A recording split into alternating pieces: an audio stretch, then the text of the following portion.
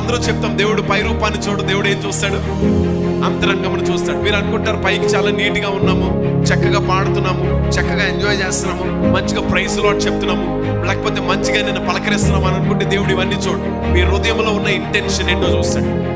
Okay, మీరు ఇక్కడ ఒకలాగా మాట్లాడుకుంటూ బయట ఇంకోలాగా మాట్లాడుతున్నారేమో, అది దేవుడు చూస్తాడు. ఇక్కడ ప్రైజ్ లార్డ్ చెప్తారు, బయటికి వెళ్ళిన తర్వాత వేరే లైఫ్ లీడ్ చేస్తారు. అలాంటివి దేవుడు చూస్తూ ఉంటాడు. లేకపోతే మీరు ఇక్కడ చాలా చక్కగా మర్యాదగా మాట్లాడతారు, ఆఫీస్లో మీ ఒరిజినల్ లాంగ్వేజ్ బయటకు వచ్చేస్తారు. ఇవన్నీ దేవుడు చూస్తూ ఉంటాడు. దేవుడు మీ హృదయములను, మీ ఆత్మలను ఏం చేస్తాడు? పరిశోధన చేస్తూ ఉంటాడు. ఇక్కడ అసలు ఈ అబ్బాయి నోట్లో నుంచి అసలు ఒక బూతు మాట రాదేమో అనుకుంటాం. వీడు అసలు హాస్టల్లోకి, వీడి కాలేజ్లోకి వెళ్తే అసలు మంచి మాట ఒకటి కూడా కనపడదు, ప్రతిదానికి దీనికి యాడింగ్ ఉంటుంది. కొంతమంది ఉంటారు అట్లా నటిస్తూ ఉంటారు. అందుకని దేవుడు ఏం పరిశోధన చేస్తాడంటే ఆత్మలను పరిశోధిస్తాడు, పై రూపాన్ని కాదు.